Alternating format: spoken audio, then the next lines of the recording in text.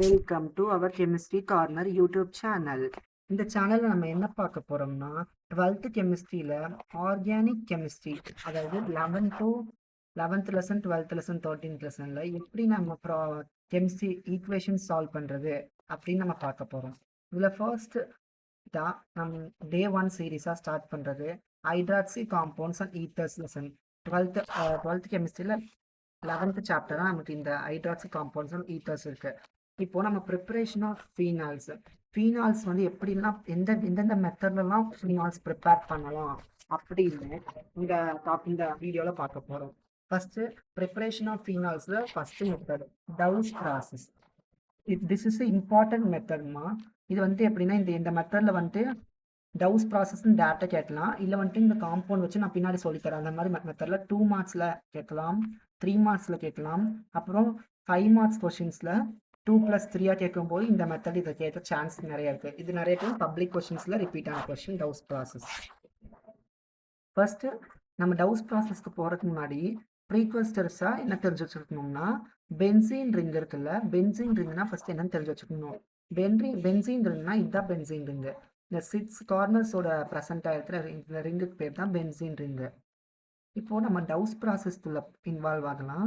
First டவுஸ் ப்ராசஸ்ல வந்துட்டு ஒரு பென்சீன், அந்த பென்சீன்ல மேல இருக்கிற இதுக்கு கார்னர்ல குளோரின் ப்ரெசென்ட் ஆயிருக்கும். குளோரின் வந்து சிஎல், குளோரோ பென்சின்னு சொல்லுவோம். இதை வெறும் பென்சின், இது குளோரின் ப்ரெசென்ட் ஆயிருக்கனால குளோரோ பென்சின்னு சொல்லுவோம். நெக்ஸ்ட் அது கூட சோடியம் ஹைட்ராக்சைடு ஆட் பண்றோம், NaOH. சோடியம் ஹைட்ராக்சைடு ஆட் பண்ணும்போது இந்த சிஎல்லும் இந்த ஹெச்சும் ஹைட்ரோக்ளோரிக் ஆசிடா வெளியே கேஸ் வேப்பரா போயிடும். ஹைட்ரோக்ளோரிக் ஆசிடா வெளியே போயிடும்.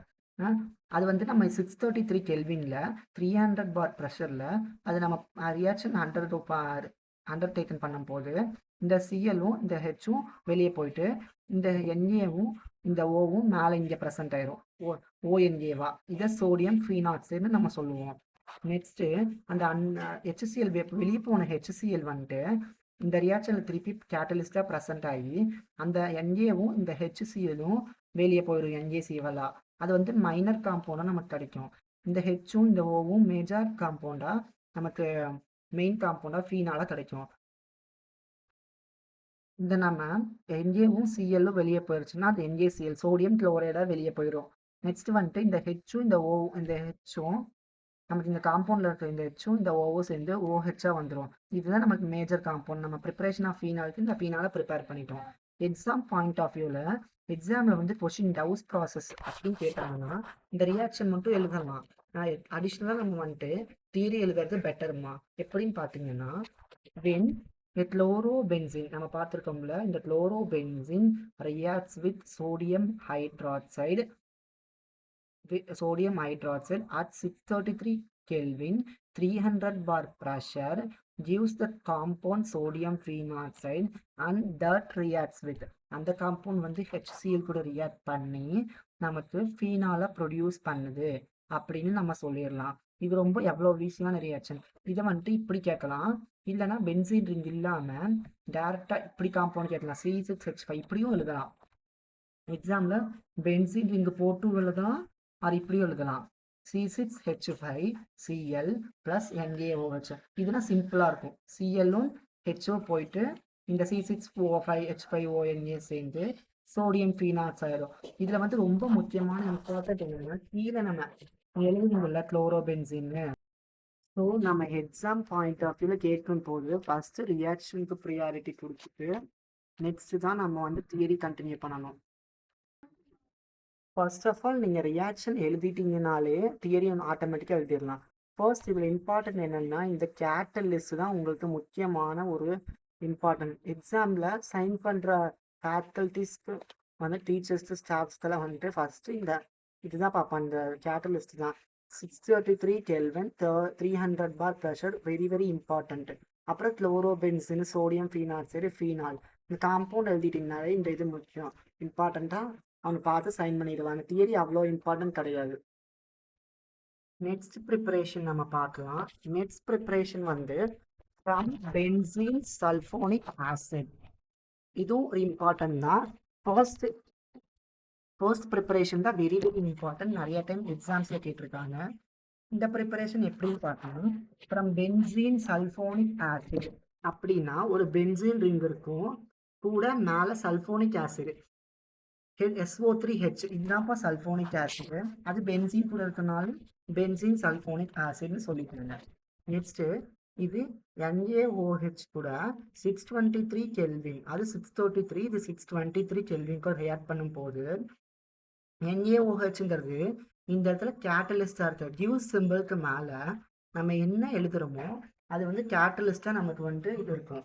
அப்போ NaOH கேட்டலிஸ்ட் நம்ம யூஸ் பண்ணும் போது SO3Hம் NaOHம் என்ன ஆகுதுன்னு பார்த்தீங்கன்னா ஹெச்சும் இந்த ஹெச்சும் H2 SO4 வெளியே போயிடும்.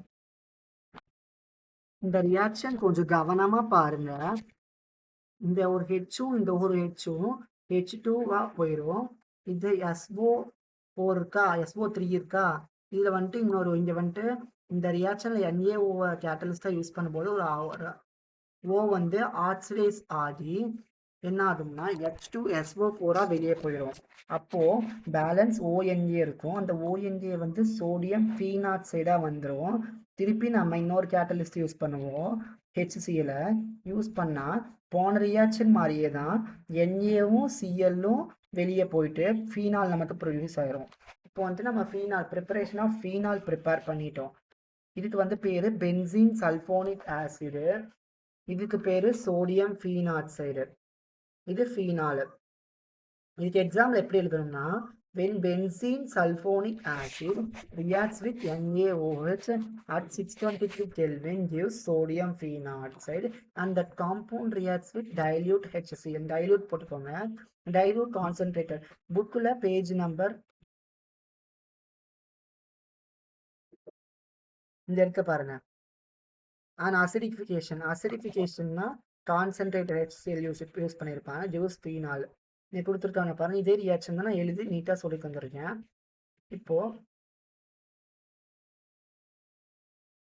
இப்போ இந்த ரியாக்ஷன்ல சோடியம் ஃபீனாக்சைடு ஜூஸ் அது வந்துட்டு HCl கூட ரியாக்ட் பண்ணி ஃபீனால் கிடைச்சிருக்கு. ஃபீனால் வந்து நம்ம மேஜர் ப்ராடக்டா கன்சிடர் பண்ணிக்குவோம். ஏன்னா ப்ரிப்பரேஷன் ஆஃப் ஃபீனால்.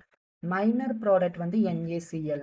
இப்போ இந்த மாதிரி எழுதுறான். போன ரியாக்ஷனுக்கு எப்படி எழுதணும், டவுஸ் ப்ராசஸ்க்கு இந்த மாதிரி எழுதுறான். அதே மாதிரி எழுதிட்டீங்கன்னா இதே மாதிரி benzene sulphonic acid NaOH 623 kelvin பண்ணா அதே ரியாக்ஷன் நம்ம பென்சீன் ரிங்குக்கு பதிலாக C6H5 வச்சு நம்ம பார்த்துருக்கோம். இப்போ எக்ஸாம் பாயிண்ட் ஆஃப் வியூவில் எப்படி கேட்பாங்க அப்படின்னா பென்சீன் இது வந்து இப்படி கொடுத்து ஏபிசி கண்டுபிடிக்கிற கொஸ்டின்ஸ் கேட்பாங்க. நான் உங்களுக்கு இம்பார்ட்டன்ட் கொஸ்டின்ஸ் தனியாக வீடியோ போடுறேன், ஏபிசிடி கொஸ்டின்ஸ் தனியாக வீடியோ போடுறது எப்படி கண்டுபிடிக்கணும். கம்பல்சரி கொஸ்டின்ஸில் இந்த 11th 12th 13th லெசன் எப்போவுமே 3 மார்க்கில் 2 மார்க்கில் மேக்ஸிமம் 3 மார்க்கில் இல்லை 5 மார்க்கில் கூட கேட்டிருக்காங்க. இந்த மாதிரி வெரி வெரி இம்பார்ட்டன்ட். இந்த மாதிரி ரியாக்ஷன்ஸ் படிச்சு வச்சிருது. இது வந்து டவுஸ் ப்ராசஸ் வந்து டேரெக்டாக கேட்க மாட்டாங்க. டேரெக்டாக டவுஸ் ப்ராசஸ் கேட்டாங்கன்னா லக்கி பேட்ச்னு சொல்லலாம்.